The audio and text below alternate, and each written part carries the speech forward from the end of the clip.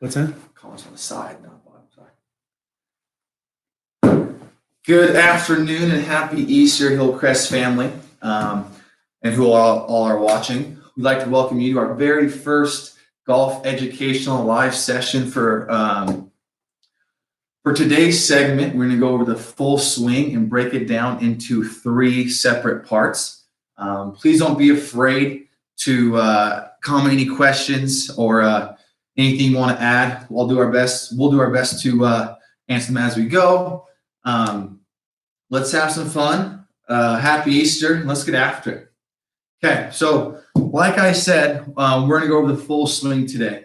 So going over the full swing in my lessons, I know in Mark's and Brett's lessons too, we try and break it down into segments and work our way up from there. That's exactly what we're going to do today, okay? So we're going to break it down to 3 parts, hopefully spend about 7 to 8 minutes somewhere in there on all 3 parts and kind of go over what we're trying to feel in each of those 3 different segments there. So as I'm going, if anything is, if you're having a hard time seeing, hearing, or anything like that, let us know in the comments and we'll do our best to adjust and try and fix that issue there. But we'll jump right in. So for the first part, as I'm sure a lot of you know, or a lot of you are guessing, is our takeaway, okay? So part 1 for my teaching, and this could be totally different for somebody else's teaching, but for what we're going to work on today is kind of my philosophy on the takeaway and the full swing. So part 1 is the chest taking the club away. There's a few things in there that I look for as well. But the main thing that I want to focus on that takeaway is my chest doing the bulk of that movement, okay? So part 1 consists of where we're set up at, like so. If you happen to watch my YouTube video on stance and setup, you'll notice my hands are sitting there right next to my left thigh, using that benchmark that I talked about. You can't see my feet, but the club head's in the middle of my feet, or just in front of the middle. I got a 7-iron here. So this is where part 1 is going to start, obviously. So part 1 consists of here to here, okay? And once that club gets parallel to the ground, that is part 1, okay?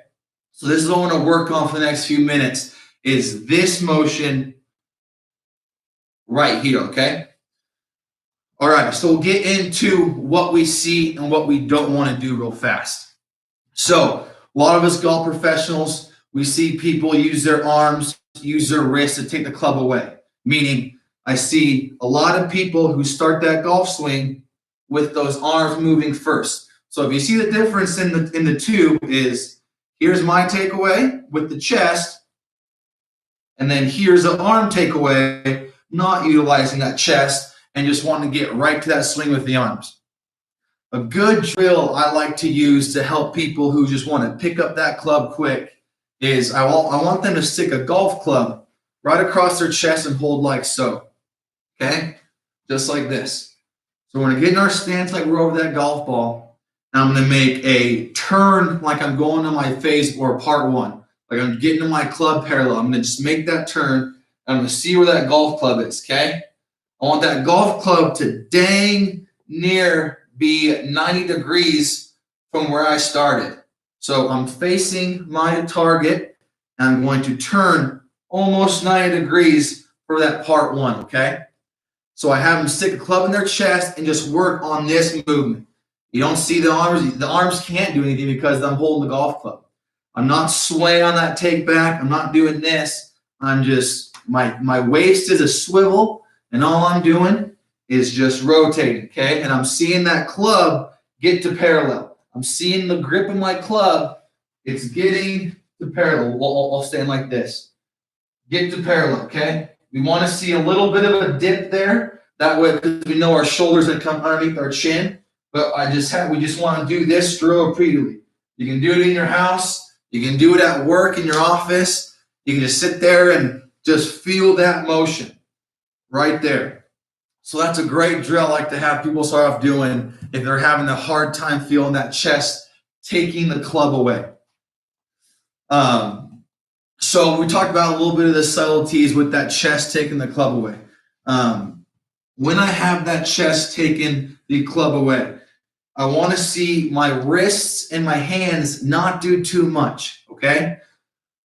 A common thing we see people do is when their chest opens up, they let their hands and their arms kind of roll open.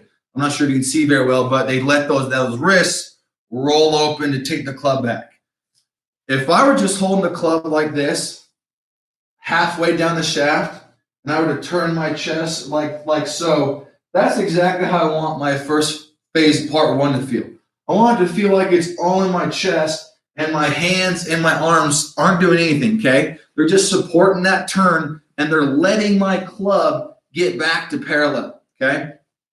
So our hands are really quiet, my arms are quiet, my chest is making that first movement, okay? So checkpoint 1, when you're on the range, when you're at home, you should see the club parallel. My chest is almost done making that full turn, okay? So meaning from jumping ahead a tad, from part 1 to part 2, there's going to be minimal chest turn in part 1 and part 2. I want you guys to feel like the majority of your chest turn is all in part 1, okay? So part 1, so the chest is taken away, and now there's a few things we're looking for, okay? That wrist wants to be facing where you're addressing, okay? So if you're right-handed, I want my back of my palm to be facing that wall at the end of part 1. So let's go back and look. When I'm here, the back of my left hand, for right-handed golfers, left-handed golfers be your right hand. The back of your hand should be looking where you're addressing, okay? We don't want that wrist to be under, or the back of the hand to be underneath. We don't want it to be facing the sky. We want it to be flat, facing where you were addressing the ball at, okay? So that's something we look for. And also the end of the club. We want to see this toe pointing to the sky. We don't want to see it open. We don't want to see the face of the club pointing to the sky.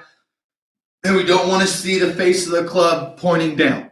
We want to see the toe of this club right here pointing up to the sky with the back of my hand closest to the hosel pointing where I was addressing, and my chest is almost done making that full rotation, okay?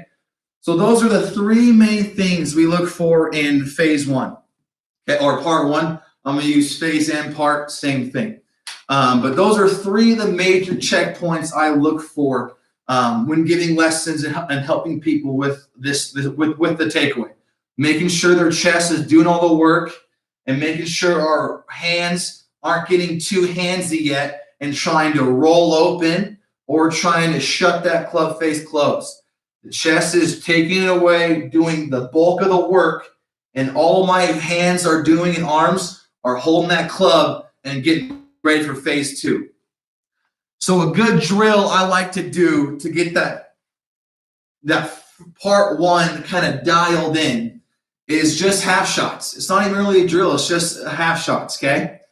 So all you're going to do is go to the range, work on your part 1, and once you're here, once that club's parallel to the ground, then you're going to finish, okay?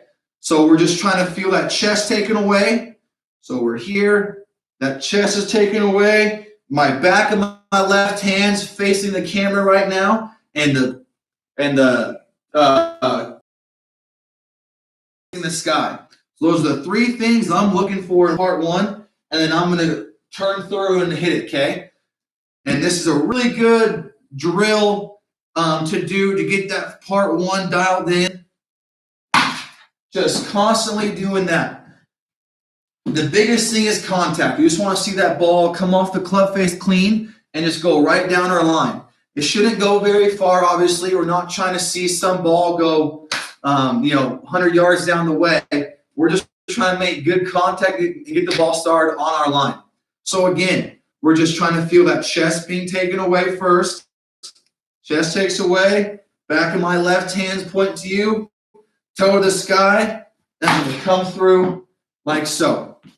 I think everyone should start their range session with a few half shots.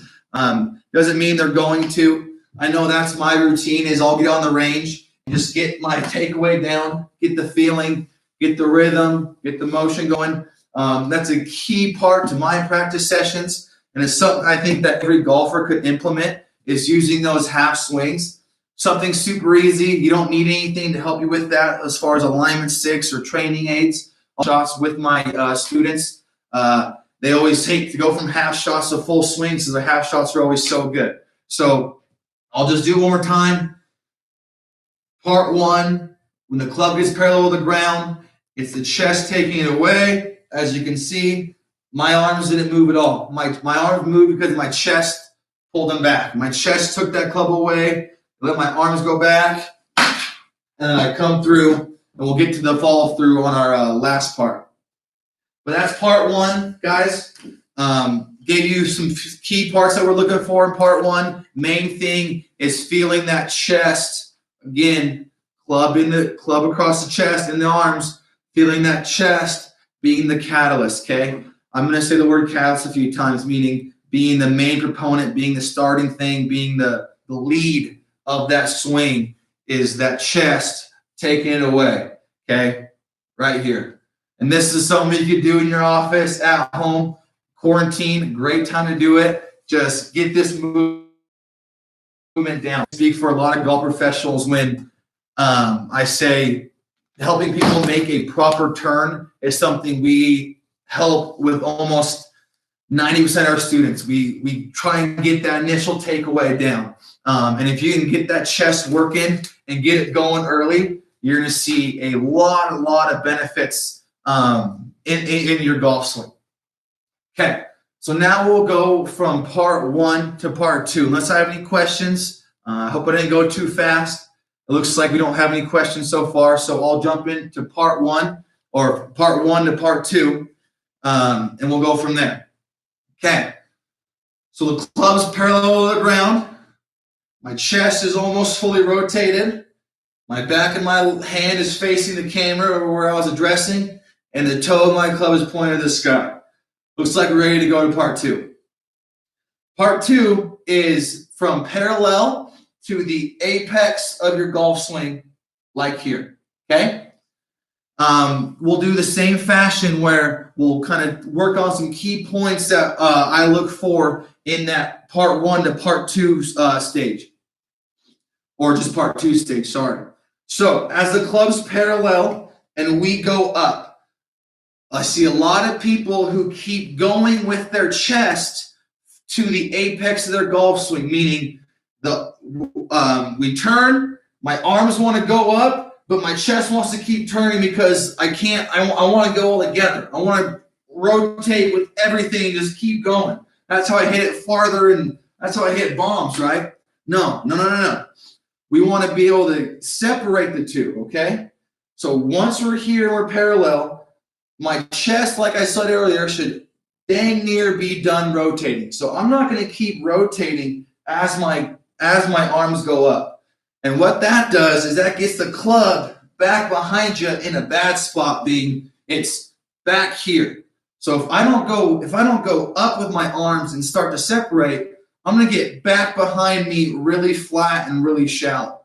I hope that makes sense to you guys. So I want to get turned, and I want to get up with my arms instead of back behind me. So that's where the separation comes in. And that's why the chest taking the club away is so imperative, because the chest should be doing most of the work, and then it's going to hand off to my arms. So my chest made the turn, I'm handed off to my arms, and now my arms are going to go vertical. They're going to go straight up in the air, okay? So here's a good view of this. So part two is getting up to the sky. I learned this great analogy from my other assistant, Mark Johnson. If you guys have ever been to a restaurant and seen the waitress walk around with a tray of waters, you see her walk around like this, okay? That looks like a great spot for my arm to be at the top of my golf swing. So at the apex of my golf swing, or part two, if I were to drop that club right there, It looks like I'm walking around serving waters. And that's exactly how we want to feel, okay? We want to feel like our hands are up over our right shoulder. My right arm is making a nice 90-degree angle, okay? And my chest isn't turning anymore. It's not going behind me. And my arms aren't low below my shoulder. They're up over here. I'm getting nice in a good position to make a downswing.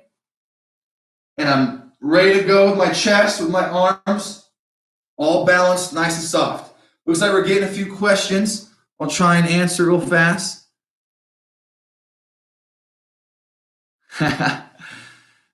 Awesome, awesome. So it wasn't really even a question, it was just some nice words, so I appreciate it. But going back to part two. Well, what the first thing to look for is making sure our chest and our arms are separating and we're not going back together, okay? We're at part one, my chest is pretty much fully turned, and now my arms are making that jump up, okay? So this is the key. Arms are going up over that shoulder instead of still rotating, getting back behind me like this. I hope that makes sense to everybody. I hope that image is a good one. I think this is the best angle to see that at. So we talked about the club face at the end of part one. Now we're going to talk about the club face at the end of part two.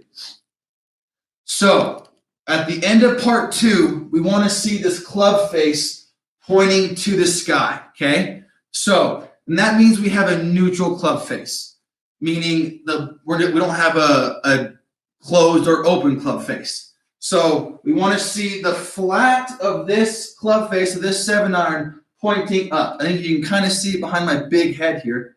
But if this is going to be a closed club face, you can't see it at all. And this is going to be an open club face with the toe pointing down. We want to see that club, I think it's kind of reflecting there, perfect. We want to see that club face nice and flat, pointing to the sky. That's going to give me a neutral club face, meaning I'm not going to have a hook or fade bias from my club face at the top of my swing. And we're going to dive into something that kind of helps us control that, okay? I know it's hard to kind of feel where that club face is at the top of your swing. And here's a little trick that I learned to kind of help you feel that. So my wrist right here, I want to feel my wrist kind of flat at the top of my golf swing. So we're going to move this a little higher here so we can see it. There we go. Okay. So at the end of part two, to get that nice and square club face with that arm serving waters, I'm going to make sure my right or my left wrist is flat, right wrist for you left-handers, okay? Meaning it should be a flat surface. If you are a slice player, you hit some slices, I would be sure to make sure to see if your wrist is cupped. If your wrist is cupped at the top of your swing, that's going to create an open club face, meaning you're going to slice the ball or fade the ball. If your wrist is really bowed like this, if it's bowed, you're going to see your club face being closed, meaning you're going to see the ball go a little left on you, a draw or a hook. So one way to help you kind of feel this at the top of your swing is if you do have a cupped wrist, feel like you're rolling your last 3 fingers into your palm, okay? So on that part two, I got a cupped wrist. All I'm going to do is just roll my fingers into my palm like so, okay?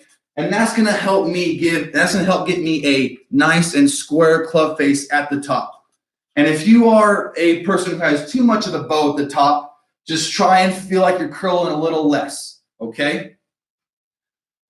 Just got a great question. The question is, do I have to be parallel at the top? Meaning, does my club need to be parallel to the ground at the end of part two like it was at the end of part one? The answer to that question is no, it does not, okay? Now, there's a few things. Oh, let me get this back to where we can kind of see me. A few things go into this. One thing being is any pre-existing injuries. If you have any shoulder issues or arm issues that don't allow you to get up there, then that's going to be a reason why we don't get up there to the top of our swing. Another thing is if your body is working slower or faster than your arms. So I know you got Tony Finau is one of them, and John Rahn's one of them. You're seeing a lot of players who have that short swing up to here who still hit it a mile. That's because they get their body and their chest to work so fast.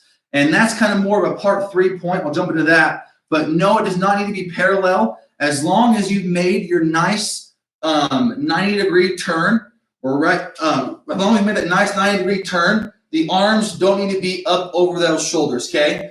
The waitress serving the waters was the ideal situation. If you're able to, if your shoulder has any injuries, if you can stretch that far, that's that ideal place we would like to see it. This right arm in a 90-degree angle, you're holding that tray of waters up over that shoulder. If it's right here, that's totally okay. As long as we've seen this chest make that full turn, then that's fine. So now we'll go to part 2 to part 3. So part 2 is up over the shoulder if you can. That club face is pointing to the that club face is pointing up to the sky here. A nice closed club face, and my wrist is flat. Okay. Now part 3 is the whole downswing. Now the biggest thing about the downswing, I believe, is the very beginning. How we make that move down to the golf ball. Okay. We'll talk about the biggest thing that I see first, and then we'll jump into where I want to see it. So a big thing I see from the top of this golf swing is people who can't, I've used the word already, is separation.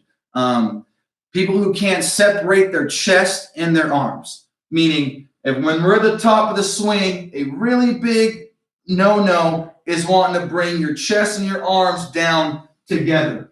And if you hit a big old slice or a nice pull, you're going to know what I'm talking about, because you get here and you come down together, meaning your body's going down and your arms are going down with you.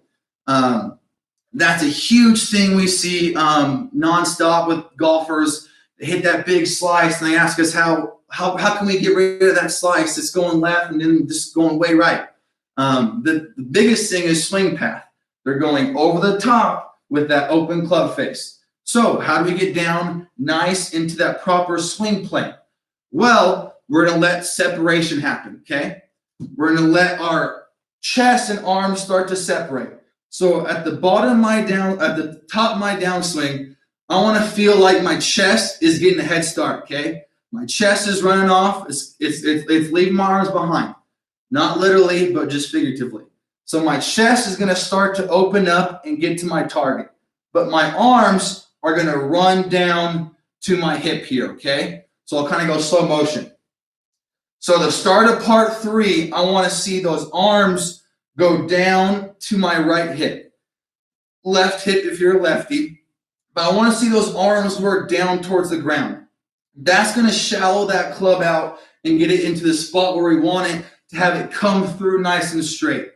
So my arms are going down and my chest, you see right here, my chest is starting to open, okay? I'm separating and I'm kind of leaving those arms behind. A good thought I like to have is I want to feel like my chest is pulling my arms. It's pulling this club through and I'm hitting the ball with my chest. If you are a student of mine and you take lessons from me, you'll know I abuse that term, feel like you hit it with your chest, because that's honestly true. We start the swing with our chest. I want you to feel like we finish it with our chest. I want to use these big muscles more than our small muscles here. So that chest is pulling, that chest is getting left.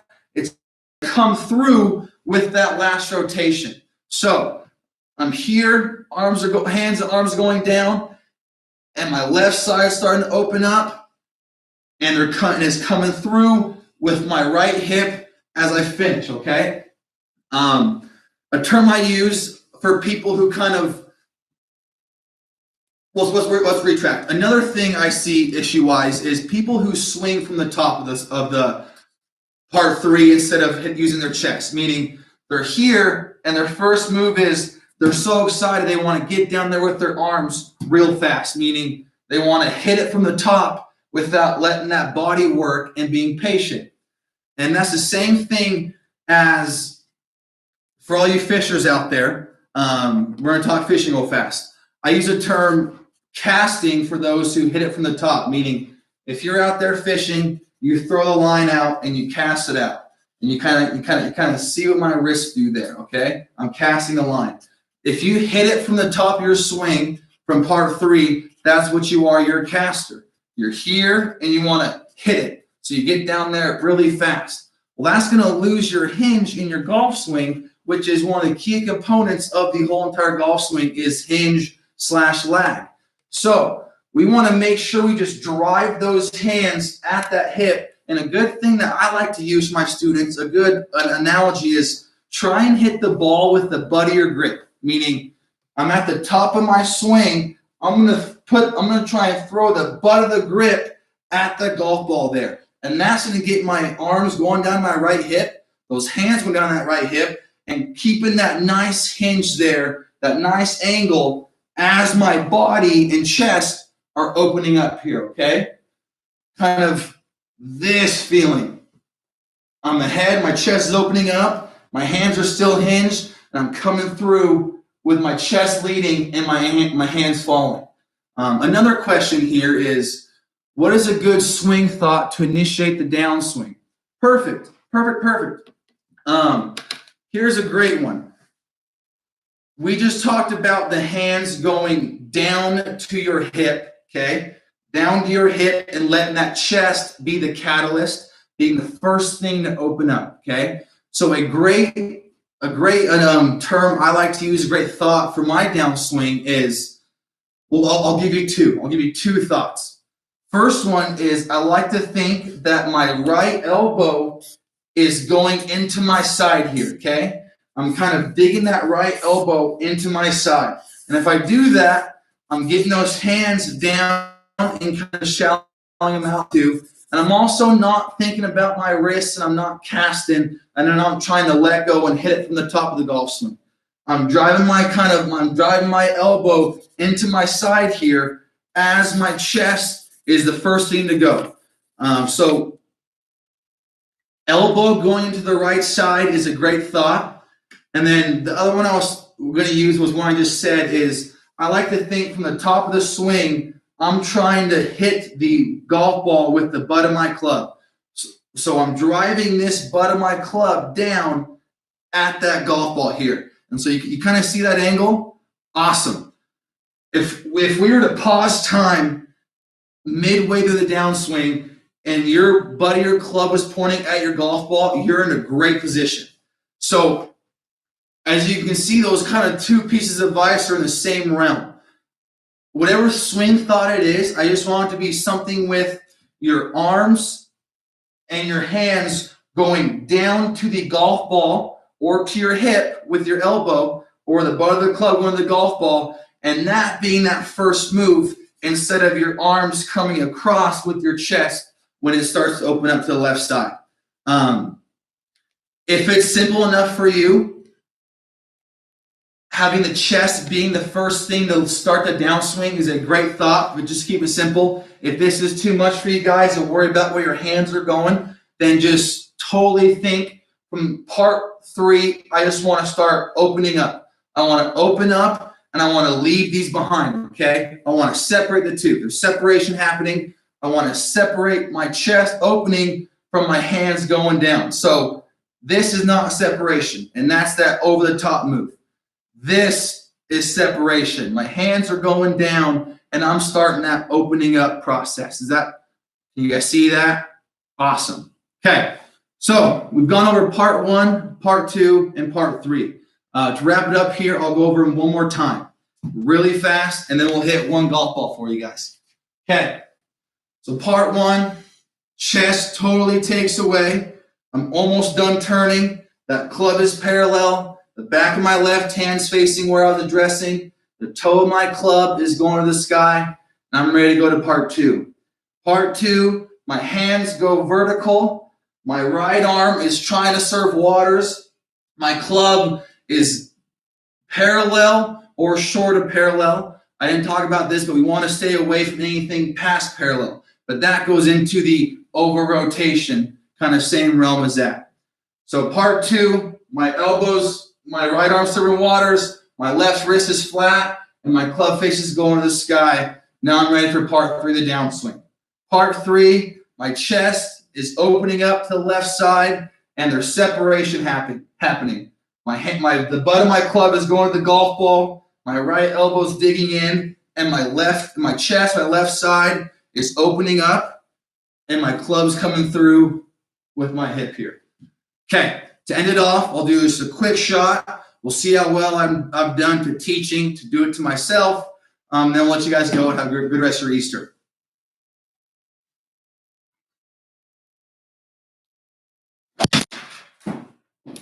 Awesome. Well, guys, hopefully that would look correct and look like something I was describing.